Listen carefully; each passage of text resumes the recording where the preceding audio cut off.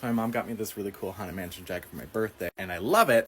But, as often happens with plus-size clothing, it doesn't fit particularly great because instead of actually like fitting it to a larger body, they just increase the normal pattern.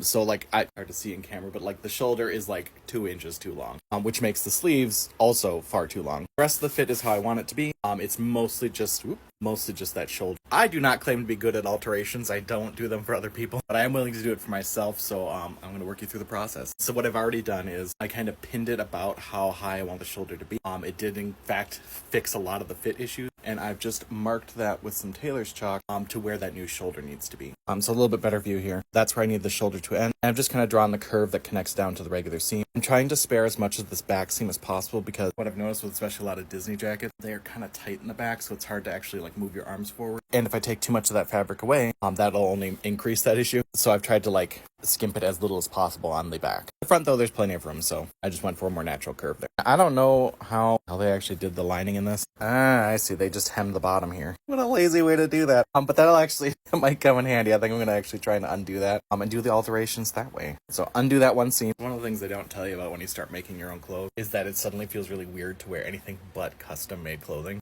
Like these shirts are fit to me, so they are actually more comfortable in a t-shirt. So when I wear something that's not custom fit to me, I'm like, oh, what is this? Worth it, but it is kind of a pain in the butt. Another fun thing is actually taking apart garments is a lot of how I learned how to design them. All right, it's open. I am going to actually have to remove the entire sleeve anyways, just because you can see if I put this up, it's going to make the hole larger than the actual sleeve piece, which means I need to actually move the armpit part of the sleeve down a bit, which helps because the sleeve is actually too long. So between me moving that and then moving the shoulder up, I should actually be able to keep the sleeve hem here intact and only have to touch this. Now this is sewn in a way that I don't like doing sleeves, where they sew the sleeve in and then sew the side. I like sewing the sides and then putting the sleeve in, but that all personal taste. But I am going to have to undo this seam. So either I need to sew it the same way, or I'm going to have to reinforce this seam, and I'll probably end up reinforcing it. But I'm going to undo the top stitching and the seam here, and I'll see you in a bit. I'm also going to remove all of these tags that are in the lining, because this is ridiculous, Disney. What are you doing? So I tried this on without the sleeves and realized how baggy the chest is, because how they normally make garments is a little bit wider in the chest and smaller in kind of the hips and waist. And I'm not built like that, so I'm going to take about 4 inches off on the sides here. I've got it pinned, and as you can see, that's actually really pretty nicely fit, which I think will actually